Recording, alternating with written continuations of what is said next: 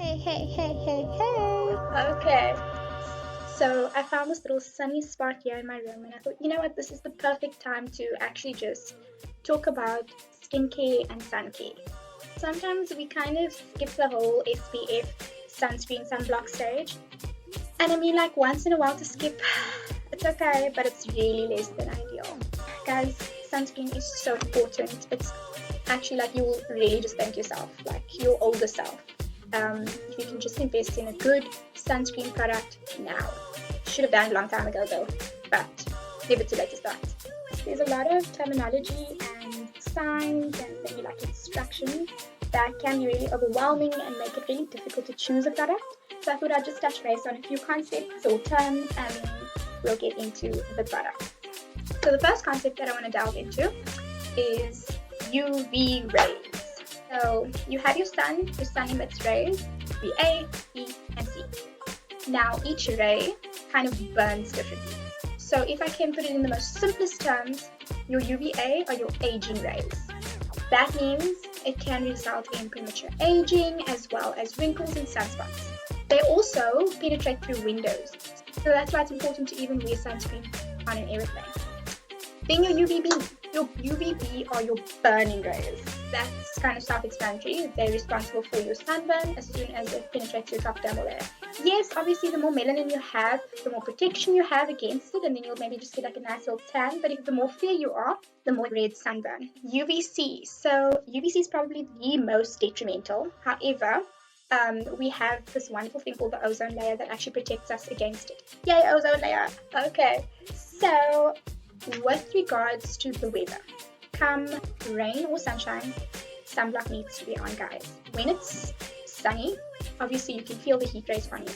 When it's cooler and the clouds are out and you think, okay, the sun's not out, I don't have to put sunblock on, not true. You still need to apply sunscreen. Why? Because those UV rays can actually bend or bounce off different surfaces and result in very harmful effects. So that's why I'd always recommend looking at your UV index so that you can get a clear indication of how much protection against these UV rays you need. Generally speaking, a UV index of anything greater than 3 means that you should literally have your sunblock plucked, sunglasses on, hat on, I don't know, whatever you can find, cover yourself. Just stay the damn hook in. When you look at your products, they've got the sun protection factor or SPF on it and a number. Obviously, with the increase in the number, the increase in protection against your UVA and your UVB ray. Next to the SPF and its number, you often get the letters PA. Now, PA is a rating that's used to kind of indicate the degree of protection that particular product is offering you against UVA rays in particular. So, for example, with my Independence Multi Protection Face Mask from the Body Shop, it says SPF 30 PA++. So that's telling me that, okay, this is protecting against rays.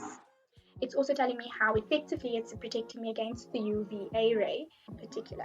It's telling me 2 pluses means moderate. Obviously, an increase in pluses means an increase in protection.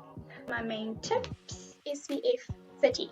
Nothing less. When you have a daily moisturizer, look whether or not it contains an SPF.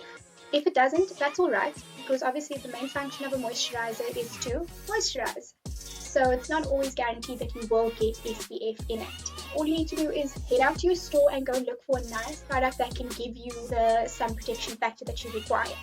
Then I wanted to touch on the makeup products that contain sun protection factor or SPF. If they do, that's great, but it's not the main function, so it's generally not enough protection. Therefore, prior to your makeup application, it's always best to have a layer of sunscreen before. Make sure that you try and put some SPF on, obviously just below the nail bed so that you don't mess with the application, so that protecting your nail beds and your fingers, your hands, or your feet from rays that are concentrated in the lamp.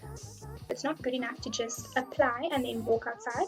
You need to actually apply it, let it sink into your skin, maybe wait like 5 to 10 minutes, and then proceed with your day and expose yourself to the rays. Reapply, reapply, reapply. Okay guys, those are my golden tips during the golden hour. I hope it was useful. And if you have any questions, please feel free to pop me a message. I'm happy to explain anything, especially if I wasn't clear. Rain or sunshine, put that sunscreen on. Goodbye guys.